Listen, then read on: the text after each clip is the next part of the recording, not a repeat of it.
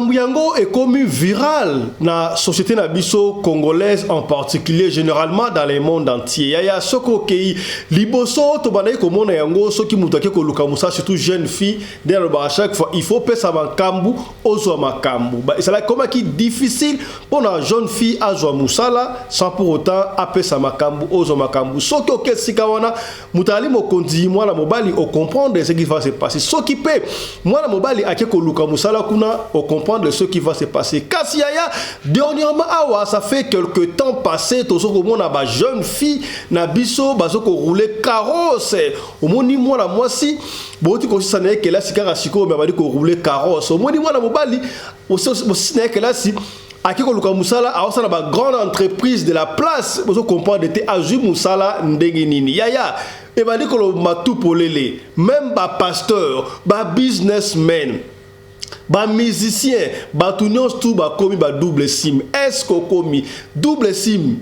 Et l'ongolaka ni na kati ya nzoto ya mutu ya batu ebele ozo komona ba nommé DG ya compagnie Songolo Pakala akenda ka Dubai asala ka boyi ndoka azalaka double sim okoyeba bango ndengeni ni misutu double sim okomona ya azana mwasi na bana na ndaku ndoka double sim mususu kutu azali pela mobali na bana ndaku me azali double sim siko ba conséquence nini eyaka na double sim wana yango to koyeba pona bino Nkumu Teyo Manzambi a ko expliquer ba conséquences oyo ezalaka pour la double sim talatina moko coutume ezalaka important yango wana tolobanini likambo ya kokamwa to esalamaka deja ba député baboyi polygamie elongwa na mboka engumba Kinshasa to Congo démocratique. Oui c'est vrai la tango ya kalezalaka difficile bon na papa oyo azalaka na mwasi moko bazalaka ebele misatu mine moko mona mwasi moko nde azali officiel. Il paraît député moko ayaki na motion la ka longola be ko baka mwasi moko mobali moko ndenge bibli elobaka kasi ba député balobi s'il faudra même mettre la peine de mort jamais polygamie et Kolongwa. Honorable Président, même si vous dites que est puni de la peine de mort celui qui aura plusieurs femmes, Honorable Président, prévoyez assez de munitions pour nous exterminer. Nous n'allons pas céder. Les hommes sont prêts à mourir pour ça. Les femmes sont plus nombreuses que nous. S'il y a un taux de suicide très faible ici en Afrique et surtout au Congo, c'est puisque nous arrivons à nous occuper de 2 ou 3 femmes. Donc il n'y en a pas beaucoup qui sont délaissés, pas besoin de suicide, pas besoin de détresse. En Europe, où on veut réglementer tout, le taux de suicide est le plus élevé. Honorable Président, tout le monde n'a pas eu la chance d'avoir son mari à lui. Ne privez pas aux autres. Les femmes doivent être solidaires. Vidéo moko ezali kotambola sur la toile na ebité tolobanini bazali ko salir basali ya nzambe bazali ko loba ya solo to ndenga epesi ngai mutu ko so na lingi totala vidéo ensemble biso la bino pona to décortiquer yango bomonde parce que ces derniers temps basali ya nzambe oui babu ezali ebele mais babandi pe ko sakala basali ya nzambe ebele to ko so ngoloka de mission ya lelo. Numéro 9. Emmanuel Zoma. Le célèbre pasteur gabonais, qui est le leader de l'église de la synagogue du Gabon. Emmanuel Zoma est un grand féticheur, qui passe son temps à faire des prophéties mensongères. En récoltant des informations sur ses fidèles sur les réseaux sociaux. Il avait été condamné à 7 mois de prison, et déféré à la prison centrale de Libreville. Pour avoir cumulé des faux miracles. Notamment, il avait mis une grossesse mystique de 3 mois dans le ventre d'une fidèle qui avait du mal à enfanter. La grossesse avait poussé en direct à l'église, et sur tous ses réseaux sociaux. Emmanuel Zoma a également enceinté une fidèle nommée Fallon. Avec qui il couchait depuis des années, et il payait sa scolarité dans une prestigieuse université privée de Chine. Fallon a plus de 3 ans de grossesse. Elle n'a pas accouché jusqu'à présent. Cette histoire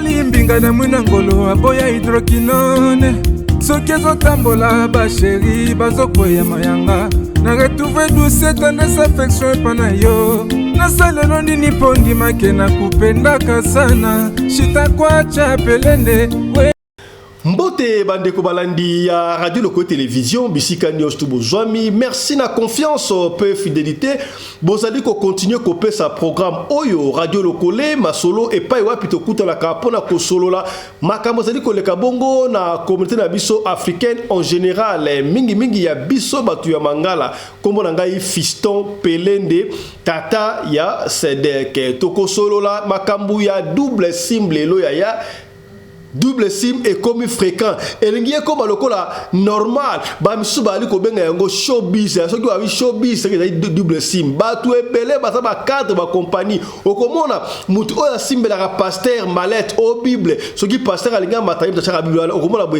double sim ya pasteur au pire petit avion double sim et pesi mutu koso ya to solo yango na invité na biso ya lelo kasi ya mboto koma wana tika to développer au moni bongo na sommaire yaya ba député ba tembutu to yebi kelo ba maka déjà tout haut oui ezalaka mwasi moko mobali moko ndenge balobaka yango même na biblia tokomona papa ebele mona sala mama susu meso kolandi ba sous mama bazalaka toujours ebele kasi député moko ayena mention abino désormais il faut la mwasi moko mobali moko kasi ba honorable député onzela ya moko na bango aleka abi jamais ekoyi kozala ndengo wana polygamie ekotika la polygamie jamais polygamie ekolongwa d'ailleurs ki polygamie auto sala ezali ko tozali ko aider ba africains en général particulièrement ba congolais n'est-ce pas ce que la mikelo en poto okomona batu ebele bali ko kufa na ba AVC okena cimetière à Pantin eza ya kotonda kuna po AVC l'équipe nini mutari kaka na mwasi moko keipa mwasi oya pression stress et même na liwa okufi batu ebele ba kufi pona basi tokoba na ko citer exemple te passer par exemple ezali légion kasi soki polygamie et comme écoute officiel polygamie ça rend officieuse mais si on est comme officiel ok pas oh ce qui appelle stress ok ne kolongola stress pas soit moi là que ba stress aux amis tiango moni biso ba congolais en particulier généralement ba africain en Afrique ba kufaka mingi te est-ce que député oyo azali na raison toi azali na tort landaina honorable président même si vous dites que est puni de la peine de mort celui qui aura plusieurs femmes honorable président prévoyez assez de munitions pour nous exterminer. Nous n'allons pas céder. Les hommes sont prêts à mourir pour ça. Les femmes sont plus nombreuses que nous. S'il y a un taux de suicide très faible ici en Afrique et surtout au Congo, c'est puisque nous arrivons à nous occuper de 2 ou 3 femmes. Donc il n'y en a pas beaucoup qui sont délaissés. Pas besoin de suicide, pas besoin de détresse. En Europe, où on veut réglementer tout, le taux de suicide est le plus élevé. Honorable président, tout le monde n'a pas eu la chance d'avoir son mari à lui. Ne privez pas aux autres. Les femmes doivent être solidaires. Yaya vidéo moko batindelinga awa ezali kotambola sur la toile vidéo ezo engagé biso tembe na oki yango na bino ngai chaque fois na kambola linga ko na ngona Radio Lokole télévision po ba papa ya bwania bazali ba mama ya bwania azali ba pasteur ya bwania bazali oyo bayeba makambo vidéo oyo bali kotanga ba pasteur oyo basalaka makambo oyo azali longo bayina makambo ya nzambe te est-ce que ba koseli basali na nzambe ba koseli ba umu na nzambe to balobi ya solo yo mu sali vidéo vidéo yango sali yango ozwa ki ba preuve wana wapi oyeba ki ndenge ni ke baza batu ya misala wana est-ce que o vérifier ki yango nga epesinga mutu ko so normalement to nga to cholo yango te mais to tia yango te moi te expliquer e ko yeba te yo vota la vidéo wana pour comprendre de quoi il s'agit na katona ekoloba ya batangi na bakombo mususu oyo to yebi nga epesinga chair de poule mais je prends ça la réserve na lobi opete ondima pour nga la ndimi yango na noté sala ba analyse sala ba recherche pour comprendre ce qui makambo oyo ba likoloba awa ezali ya solo to ya lokuta totalement de vidéo yango e bongo to songa sikabu to expliquer. Salut à tous et bienvenue dans le top 11 des pasteurs africains qui font des pratiques de fétiche vaudou. encore appelée la magie noire, pour avoir des pouvoirs surnaturels, notamment des visions. Pour faire des fausses prophéties sur leurs fidèles, qui deviennent pires que des moutons. Lorsqu'ils sont sous l'emprise des fétiches de leur pasteur gourou. Qu'ils appellent affectueusement papa. Ces pasteurs ont atteint le sommet dans l'art du mensonge, et du foutage de gueule. Jusqu'au point de faire des faux miracles, en public sans aucune gêne. Sans oublier les rapports intimes, qu'ils entretiennent avec les sœurs en Christ. Surtout celles qui sont mariées, car ces pasteurs aiment tout ce qui est interdit. Restez jusqu'à la fin pour connaître tous les pasteurs qui font les fétiches vaudous pour avoir l'onction. Numéro 11. Joël Francis Tatou. Le célèbre pasteur congolais, qui est marié à une vendeuse de piments. Tellement qu'il est complexé par son teint.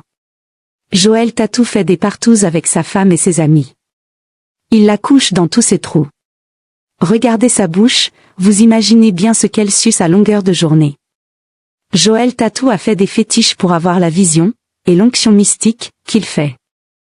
Croire à ses fidèles que c'est une onction divine. Il est devenu pasteur rien que pour se faire de l'argent, c'est la raison pour laquelle il multiplie les séminaires à travers le monde. En réalité son église est pour lui, une grande société qui lui permet d'amasser de l'argent. Il fait coucher sa femme avec des richissimes hommes d'affaires, qui lui payent jusqu'à plus de 15 000 $, pour défoncer sa femme. Joël Tatou fait payer à ses fidèles, 500 $, pour un entretien de 30 minutes. Soit 325 000 francs. Comme d'après lui, c'est lui qui détient les clés du paradis. Numéro 10. Makosso Camille. Le célèbre pasteur marmailleur, encore appelé le général Makosso. Franchement, les personnes qui sont convaincues que le général Makosso est un vrai pasteur n'ont vraiment pas toute leur tête. Car tous ses faits et gestes prouvent à suffisance qu'il n'est pas un homme de Dieu. Mais tout le contraire. Un homme de Dieu ne peut pas passer ses journées à dire des grossièretés en longueur de journée sur Facebook. Notamment, mère con. Le général Makosso a sacrifié sa femme Tatiana. Dans le but d'avoir plus de pouvoir mystique. Makosso couche également avec sa première fille Kim Makosso. Pour absorber ses chances. Il expose Kimi sur les réseaux sociaux en faisant croire au monde entier qu'il l'aime beaucoup. Mais c'est tout le contraire. Il ne l'aime pas. Kimi est là. Prochaine sur la liste de sacrifices de Makosso. Numéro 9. Emmanuel Zoma. Le célèbre pasteur gabonais, qui est le leader de l'église de la synagogue du Gabon. Emmanuel Zoma est un grand féticheur, qui passe son temps à faire des prophéties mensongères. En récoltant des informations sur ses fidèles sur les réseaux sociaux. Il avait été condamné à 7 mois de prison, et déféré à la prison centrale de Libreville. Pour avoir cumulé des faux miracles. Notamment, il avait mis une grossesse mystique de 3 mois dans le ventre d'une fidèle qui avait du mal à enfanter. La grossesse avait poussé en direct à l'église, et sur tous ses réseaux sociaux. Emmanuel Zoma a également enceinté une fidèle nommée Fallon. Avec qui il couchait depuis des années, et il payait sa scolarité dans une prestigieuse université privée de Chine. Fallon a plus de 3 ans de grossesse. Elle n'a pas accouché jusqu'à présent. Cette histoire défraie la chronique au Gabon. Numéro 8. Marcelo Tunasi. Qui est sans aucun doute le pasteur le plus célèbre du Congo. Il est notamment très connu pour son franc-parler. Marcelo Tunasi avait affirmé que tous les chrétiens des églises catholiques n'iront pas au paradis. Car les évêques ne prêchent pas la bonne parole de Dieu. Marcelo Tunasi a sacrifié ses 2 enfants, des jumeaux qui étaient âgés de 4 mois. Qui ont quitté ce monde de façon étrange. Marcelo Tunasi couche avec les filles de son église, mais également avec leur mère. Oui, vous avez bien compris. Il impose à ses fidèles des fortes sommes d'argent, qu'ils doivent donner pour la dîme. Et pourtant la majorité des fidèles n'ont même pas d'argent, pour avoir de quoi manger. Numéro 7. La prophétesse Claudine Ao. La célèbre prophétesse gabonaise qui est le leader de l'église MCD. Claudine Ao a sacrifié son mari, le pasteur Mavioga, qui a quitté ce monde de suite d'une maladie étrange. Les parents de son défunt mari ont affirmé que c'est elle qui a interrompu la vie du pasteur Mavioga. dans le but de travailler avec son esprit dans l'au-delà, et de devenir encore plus puissante.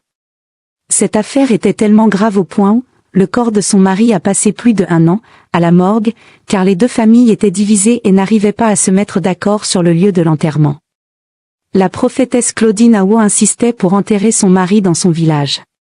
Mais la mère du mari lui avait dit que, tu ne peux pas enterrer mon enfant dans ton village, car ce n'est pas toi qui l'as accouché. Le jour de l'enterrement, les deux familles se sont battues au cimetière. Au point où les policiers ont dû intervenir. Comme dans les films nigérians. Numéro 6. Denny Lessi.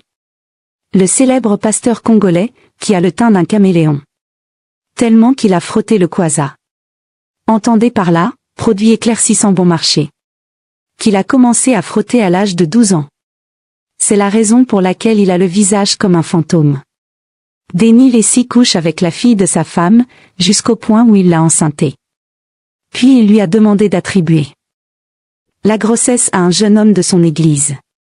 Il a également sacrifié sa mère, qui a quitté ce monde lors d'un accident de la circulation. Numéro 5. Moïse Billet. Le célèbre pasteur et chanteur gospel congolais. Qui fait très souvent sujet des polémiques, notamment pour avoir fait une sextape, d'une partouze avec 4 de ses fidèles. Des choristes de surcroît. Moïse Billet a également couché avec 2 des femmes, de ses collègues pasteurs. Sans oublier qu'il a sacrifié son père, pour le succéder en tant que pasteur héritier. Car pour eux, l'Église n'est rien d'autre qu'un business. Numéro 4. Mohamed Sanogo. Qui est le pasteur le plus célèbre de la Côte d'Ivoire. Il est le rival, et le concurrent direct du général Makosso. Car Mohamed Sanogo estime que Makosso lui a pris plus de la moitié de ses clients. Enfin, de ses fidèles. Mohamed Sanogo a une fosse septique derrière sa maison, dans laquelle il a enterré les personnes qu'il a sacrifiées. Il a interdit à ses enfants de rester dans la cour à partir de 18 h. Car les esprits de ces fétiches se réveillent, à 18 h. Numéro 3. Pasteur Louis Badiga. Le célèbre pasteur gabonais qui est le leader de l'église Shekinah. Louis Badiga est l'un des précurseurs des fausses prophéties, et des faux miracles au Gabon. Il est à l'origine de la séparation de plusieurs couples. Notamment pour avoir affirmé que des femmes avaient fétiché leur mari. Ou le contraire, il a toujours imposé à ses fidèles de lui donner plus de la moitié de leur salaire.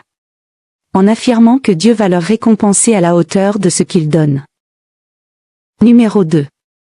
Mike Kalambaye.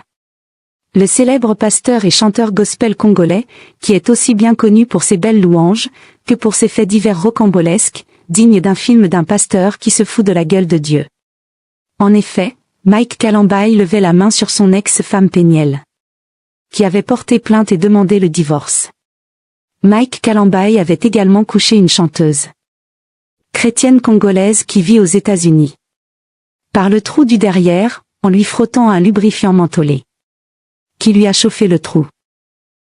Numéro 1. Emmanuel Timi Joshua.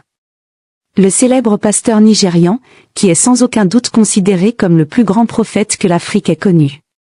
Les fétiches d'Emmanuel Timi Joshua étaient tellement forts, au point où ses fidèles étaient convaincus qu'il était Dieu. Car ils avaient même remplacé la photo de Dieu, par celle de Emmanuel Timi Joshua. Il connaissait le jour de sa mort. Son féticheur lui avait dit le jour de sa fin. Alors Timi Joshua avait creusé sa tombe, lui-même derrière sa maison avant de quitter ce monde. Que pensez-vous de cette vidéo? Dites-le moi en commentaire. Abonnez-vous, et partagez la vidéo s'il vous plaît. Voilà. Est-ce que makambo obalobi wana mutu o asali vidéo wana d'ailleurs tomoni mungongo wana atie mungongo ya ordinateur ye asalaki ba démarche wana wa ba recherche wana wapi est-ce que atie yango kaka te pour la ko salir basali ya Nzambe en principe tolinga to l'exango awate to lekisi yango pona yo o comprendre salaka anglais oui c'est vrai na église corps du Christ ba abi eza moi ebele makambu ya babe eza moi ebele mais salaka anglais na koloba makambu oyo ezali na nzela te est-ce que makambu oyo ndeko asali video oyo alobi ezali ya solo to ezali ya lokuta tikela biso commentaire na se wana yo omoni boni voilà tokozongela ngo dans nos prochaines éditions. Bandeko tolobaki yango ne bandela okomona na ba entreprise ebele ozokomona jeune garçon awiki kosisa kelasi mais azui musala na compagnie moko songolo na poste moko mpakala pokotuna mais azui poste wana ndenge ni bisto luka ya yo banda okotisa 7 na yo babenga kayoti ezopesa mutu koswa okomona mosali na nzambe albino nga vana bata na hotel ya nzambe kaka frère intel nde asimbelaka ye bible ayeko bongisa frère wana azalaka nani okolandela boye double sim okomona type moko boye azalaka na pire petit na ye na bureau na wapi na ministère to wapi ye atindaka ba mission de service kaka pa pire petit na ye wana okolanda boye petit wana double sim ya okomona boye musicien oyo alingaka kobala te abalaka te pona nini olandeli makambo nyonso tukuna nzoka double sim ozolanda ba relation ya bato ko comprendre te pesi mutu koswa est-ce que tango na olo makambo double sim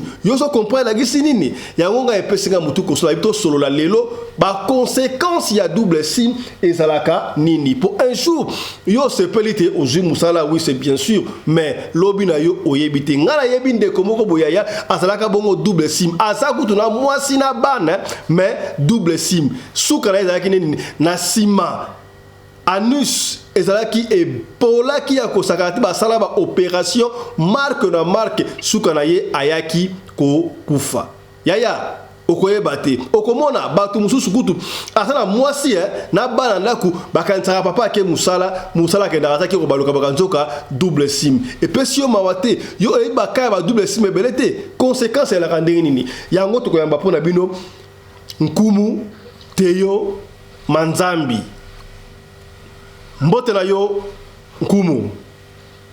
Merci ndeko lokole na confiance oyo bankumu bapesi bakoko bapesi na confiance ya chaîne na intelligence ya musala utozwanga direct bandimi nyonso oyo baza en ligne bato nyonso basadere par rapport expérience ya capacité na compétence na pesi bandeko nyonso mbote lelo tozosolola na sujet oyo ezosala baninga nyonso pasi na bandeko mosusu lelo directement nazo démarrer po esali pasi eza na baka oyo ezosala dirigeance te na makambo oyo ere bakoko bapesi puissance ya kosalisa bandeko mpe ya kotémoigner batu mpe ya kopesa batu image ndeko eske nako continuer be ozongiselanga na no réponse lobela biso makambo oyo etali double sim bongona mobali azokobimana mobali mwasi azokobana mwasi beta biso lisolo solo la totikele au micro ba conséquence nango ezalaka ndenge nini.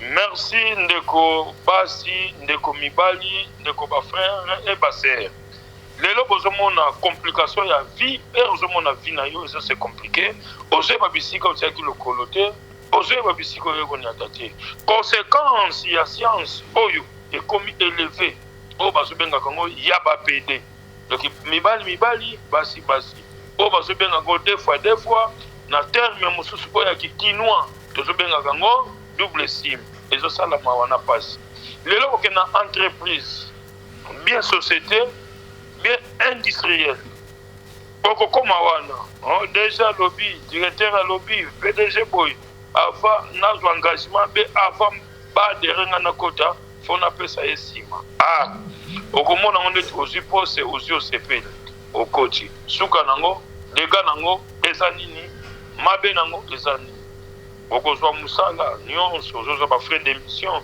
ozozwa ba déplacement mais suka nango ekoferme yo nyonso de okomona na kimobali na yo besima na biso topelaka na français comme nice ekokoma infiltré déchet wana nyonso eza na place ebimaka te okoluka bandoki na famille okoluka banoko okoluka batata mwasi okoluka songoloki ngani eke kopola na kati eke kosala mutu mosu okomona tingusu po mai wana ezwaka ntango ya kobima te bandeko bozala mayele mpe bozala na prudence coutume wana ezala depuis quand oyo eza coutume ya bapede ya mibali na basi yango wana ndeko lokoli. Ok, du point de vue spirituel, tango mobali azoko kenena mobali, mwasi azoko kenena mwasi, bazoko bénéficier nini epa ya mutu oyo akomi mobali akomi mwasi akozwa nini na kati na ye? Merci ndeko lokole, ndeko nyonso bo comprendre bolanda bien na pesi bandimi nyonso na oyo bazolanda nkumu te yo mbote. Eza boye mutu oyo azo engagé yo be mutu oyo aza spécialiste na makamwana oyo azo initié bénéfice na ye eza nini ako mérité place oyo ya mosala des années lelo bozomona ndeko lokole ndeko mosala sali 30 ans na service alongwaka te aza directeur aza DG aza ministre tombolo barenommé mosala yango wana ezosala donc science wana yango eye kobebisa soki ndeko kutani na ka wana kokota na biloko wana te po oza ozwi malédiction pour di bon oyo eza ke okosepela na suka nango oza morti okokanga tata mwasi okokanga noko ndoki yango ezosala mabe eza partout ba DG ba ministre bana nyonso baza sadere na biloko wana yango ezosala mabe okosepela na musala me suka nango musala ekoya kobeba suka nango kodégage yo kodégage na yo kotinda yango esala mabe science wana yango eza likolo yango bato baza sadere oui na difficulté toza nango na suivi soit disant oza marié oza na bana oza deux fois oyo terme bazolobela mubeto mukinkaka kina longo eza interdit c'est ça lukala meso masubuka kalukali meso mafako kindombe etinganga mfumu kimbangu wa beto wakele ndwenga wakele sala mambu masivi maunzo kakele landa nzila yoyoko pepe nkongo luyambula vilanzila botika kubunga nzela zonga na kutimi oza na problème ya musala zo compliqué mbuta azali akozongisa na kutimi mutu nyonso fasala na vie stable yango moni sala mabe na kopesa bino numéro chaque fois besoin de ranger lokole plus 243 89 44 54 885 plus 243 98 17 17 013 yango wana ndeko lokole tokenda question zaka na ok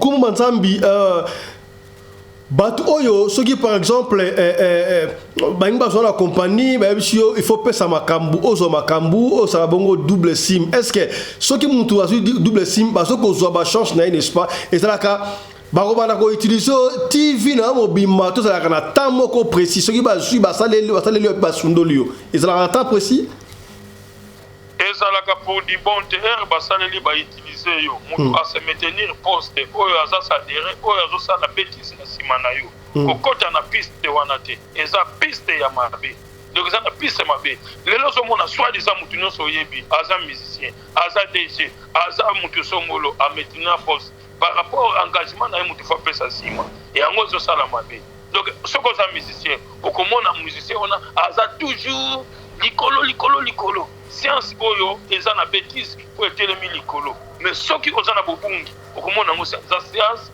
maudit eza science maudit nga naza représenter le cas ya science ya courant de joie oyo eza na esengo par rapport ya kolanda droiture ya banorme olingi kosadere ozwa mi problème mutu ayebi sosala kosala condition wana te songa na coutume na kosalisa yo akopesa yo mosala ata place wana te vie ekendeke malemi ntina suka ekomaka molai merci ndeko lokolo zola nkumu tomonaka bandeko mosusu aza double sim omona aza na mwasi na bana me aza double sim mosusu mpe omona aza na mobali na bana me aza double sim sikoyo soki mobali aza double sim par exemple to mwasi aza double sim est-ce que ekozala na effet impact na kati ya libota na ye impact epai ya bana na ye to ndenge nini effet ezali par rapport à quoi lelo komona oza na mwasi na ndako oza homme d'affaires osala mbongo ebele mais mwasi abimaka libanda pourquoi sokoma fatigué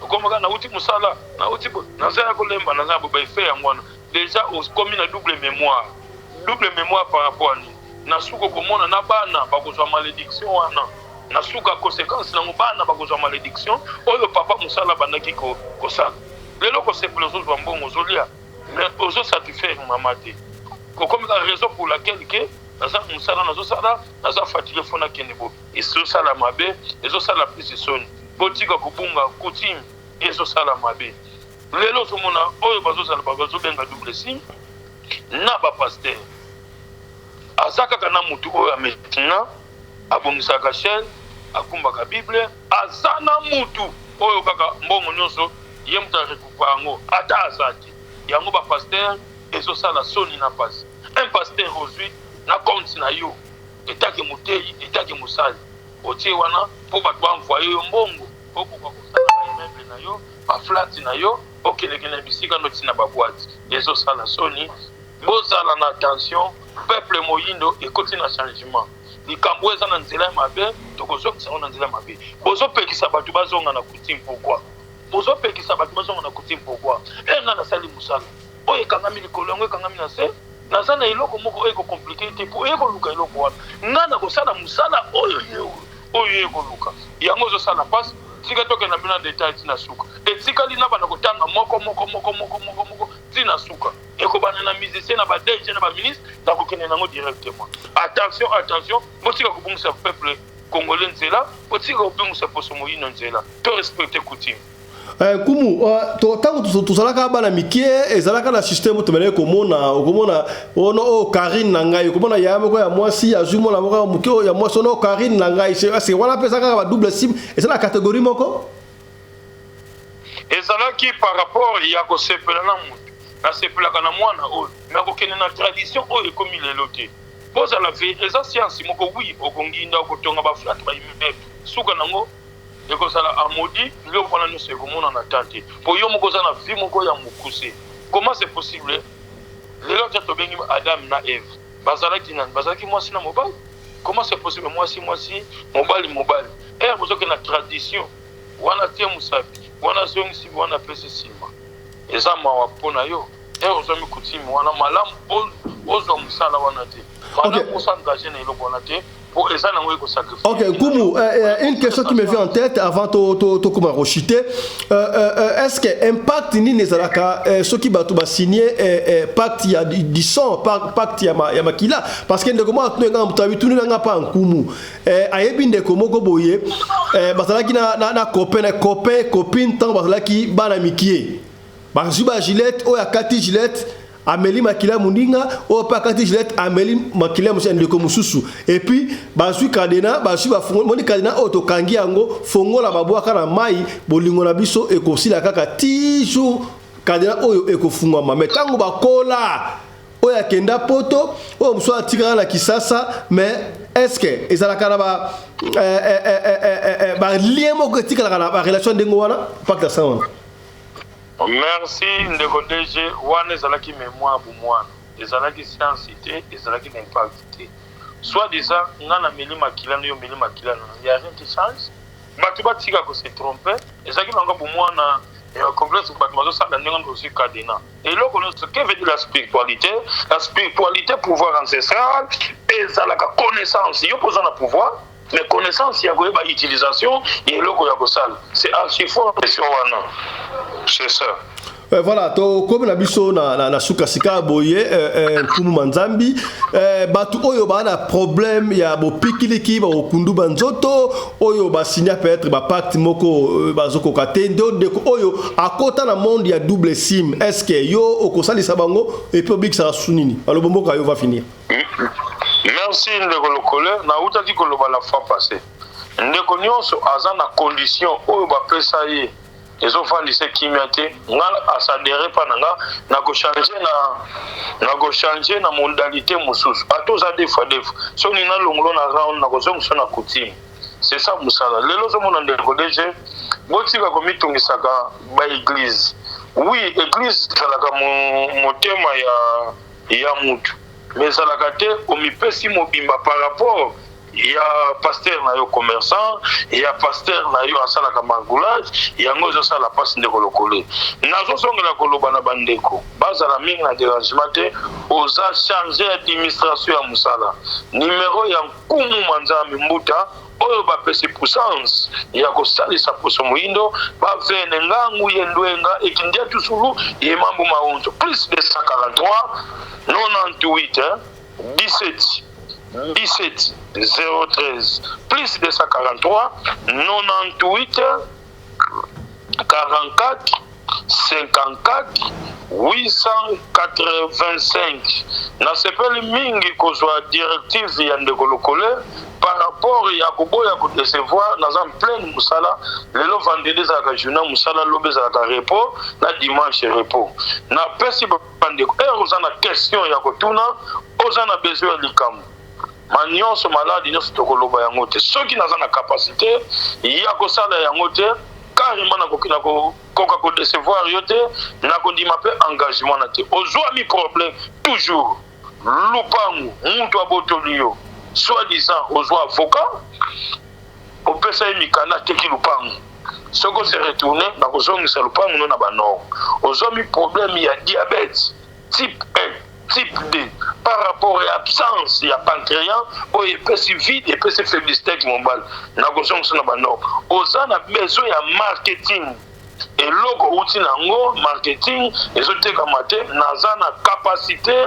naza na puissance par rapport toujours il y a coutume moi si azo déranger bino basi na bino ba pesa bango pouvoir ya koleka bino mibali biso lelo na Congo okobeta pe moi si mbata li devant biwa la police est foutabo ozinzelo kei bino poto bazui ba engagé côté musu bazui ban atoza na France atoza na Belgique oza na Canada oza na Suisse oza na Suède ata mboka ngo eza soki wapi obengi mbuta manzana na kotiela na ba norme oza na problème ya finance oyo etangami finance mbongo ya malamu na ya mabe ezalaka te nazongelaka bino eloko wana lelo moto mosusu azalaki homme d'affaires asimaki bamillion base bloke ye mbongo ezi nzela elimwe na kozonga na mise en jour ya koreprendre oyo ozalaki nango c'est ça ndeko lokole yango ozomona ezosala pote oza na biloko soki ofandi biloko moko etambolaka yo na mokongo na motu neti bampese neti biloko moko ezomata na motema ezopesa yo neti estomac pasi na tension ezoki na kotio na banor oza na problème na famille oyo ekomplikaka bino ozwi mosala lobi mosala elongwe lelo bandeko mosusu bana bozwa ne mosala abimaka te par rapport ya korespecte coutume kobangaka kisi te kobanga soki nini te oyo eza coutume omoni likambo tuna avantage na désavantage na banda nazokipe bato baza ebele lelo ezalaka demi journée ti 14h nasili ndeko lokolo soki question mosu ezali na korépondre yo na sagesse non intelligence na yo. Non, merci beaucoup Nkumu toza tokomi na suka o tonga to yeba lelo yango wana lelo na ngeto sola mingi makambo ya double sim parce que ba sujet o to bengela ka Nkumu eza ba sujet o bino mo pesa ka biso pas fiston tuna biso boye pa Nkumu yango la ko inviter Nkumu atiki musala aye pour expliquer bino na lo babu apesi numéro na ye wana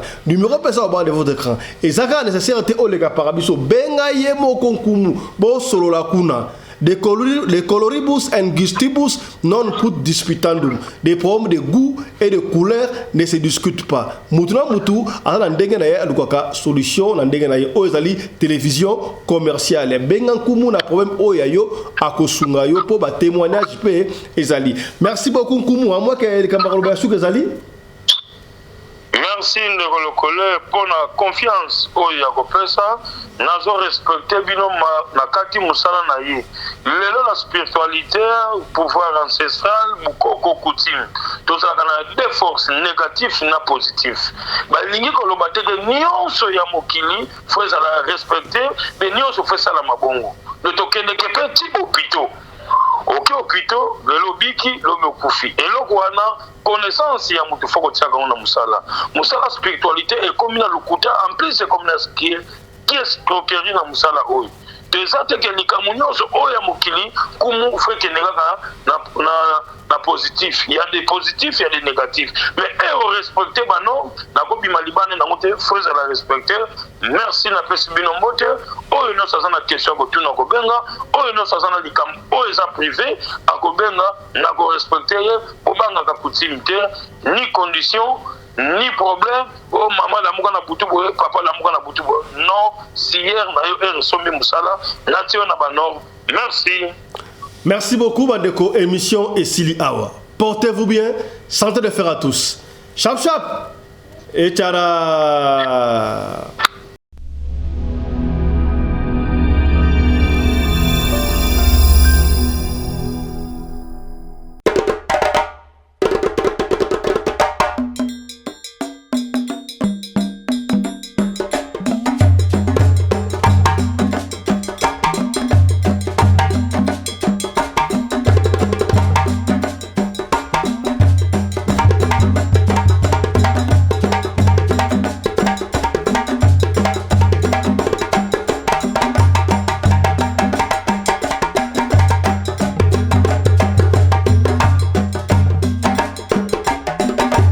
Mobali mbinga na mwina ngolo aboya hydroquinone soki ezotambola basheri bazokwea mayanga na retrouve douce tendresse affection epa na yo nasalelo nini mpo ndimake na kupendaka sana shitakwacha pelende